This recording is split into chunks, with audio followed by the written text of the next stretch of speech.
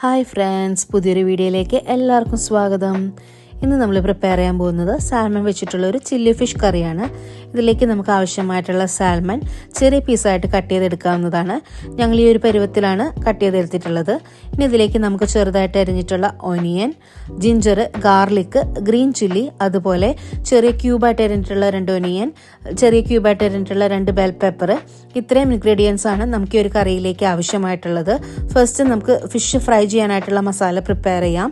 അതിനായി നമുക്കൊരു പാത്രത്തിലേക്ക് 2 ടേബിൾ സ്പൂൺ മൈദ, അതുപോലെ തന്നെ 2 ടേബിൾ സ്പൂൺ കോൺഫ്ലോറും കൂടി ആഡ് ചെയ്യാവുന്നതാണ്. ഇനി ഇതിലേക്ക് നമുക്ക് പെപ്പർ ആവശ്യമുണ്ട്. ഞങ്ങളിവിടെ യൂസ് ചെയ്തിട്ടുള്ളത് ക്രഷ്ഡ് പെപ്പറാണ്. പെപ്പർ പൗഡർ യൂസ് ചെയ്താലും പ്രശ്നമൊന്നുമില്ല. ഇനി ഇതിലേക്ക് നമുക്ക് കുറച്ച് സോസുകൾ ആവശ്യമുണ്ട്. ആദ്യമായി തന്നെ കുറച്ച് ചില്ലി സോസ്, അതുപോലെ തന്നെ കുറച്ച് സോയാ സോസ്, പിന്നെ കുറച്ച് ടൊമാറ്റോ സോസ്. ഇത്രയും സോസുകളാണ് നമുക്ക് ഈ ഒരു മിക്സ് തയ്യാറാക്കാനായിട്ട് ആവശ്യമായിട്ടുള്ളത്. ഇനി ഇതിലേക്ക് നമുക്ക് 2 എഗ്ഗ് കൂടി ആഡ് ചെയ്യാവുന്നതാണ്. ഈ ഒരു മിക്സിലേക്ക് നമുക്ക് ആവശ്യമായിട്ടുള്ള ഉപ്പ് ആഡ് ചെയ്ത് നന്നായിട്ട് മിക്സ് ചെയ്തെടുക്കുക. ലംസ് ഒന്നും ഇല്ലാത്ത രീതിയിൽ നന്നായി മിക്സ് ചെയ്തെടുക്കണം കേട്ടോ. ഇനി ഇതിലേക്ക് നമ്മൾ നേരത്തെ കട്ട് ചെയ്ത് വെച്ചിട്ടുള്ള സാൽമൺ ആഡ് ചെയ്യാവുന്നതാണ്. സാൽമൺ ആഡ് ചെയ്ത് നന്നായി മിക്സ് ചെയ്തെടുക്കണം. ഓരോ ഫിഷിലും നന്നായിട്ട് മസാല പറ്റുന്ന രീതിയിൽ മിക്സ് ചെയ്തെടുത്തിട്ട് നമുക്കിനി ഇത് ഫ്രൈ ചെയ്തെടുക്കാവുന്നതാണ്. അതിനായിട്ട് ഒരു പാനിലേക്ക് ഓയിൽ ഒഴിച്ച് ഓയിൽ ചൂടാകുമ്പോൾ നമ്മൾ ഫിഷ് ഇട്ട് ഫ്രൈ ചെയ്തെടുക്കാവുന്നതാണ്.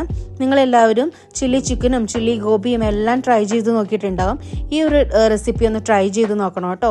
സൂപ്പറാണ്. ഇതാ നമ്മുടെ ഫിഷ് ഇവിടെ റെഡിയായി വന്നിട്ടുണ്ട്. ഈ ഫിഷ് ഒരു നമുക്ക് പാത്രത്തിലേക്ക് മാറ്റാവുന്നതാണ്. ഇനി ഈ ഫിഷ് ഫ്രൈ ചെയ്ത ഓയിലിൽ തന്നെയാണ് നമ്മൾ ബാക്കി കറി കൂടി പ്രിപ്പയർ ചെയ്യാൻ പോകുന്നത്. അതിനായിട്ട് ആ ഓയിലിലേക്ക് നമ്മൾ നേരത്തെ കട്ട് ചെയ്ത് വെച്ചിട്ടുള്ള എല്ലാ ഇൻഗ്രീഡിയൻസും ആഡ് ചെയ്ത് കൊടുക്കാവുന്നതാണ്.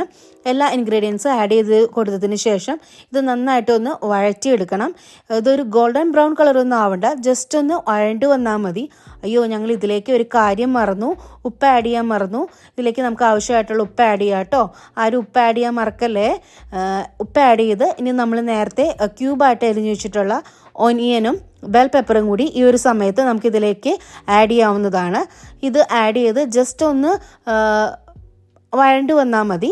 ഇതിലേക്ക് നമുക്ക് ആവശ്യമായിട്ടുള്ള സോസുകൾ ആഡ് ചെയ്യാവുന്നതാണ്.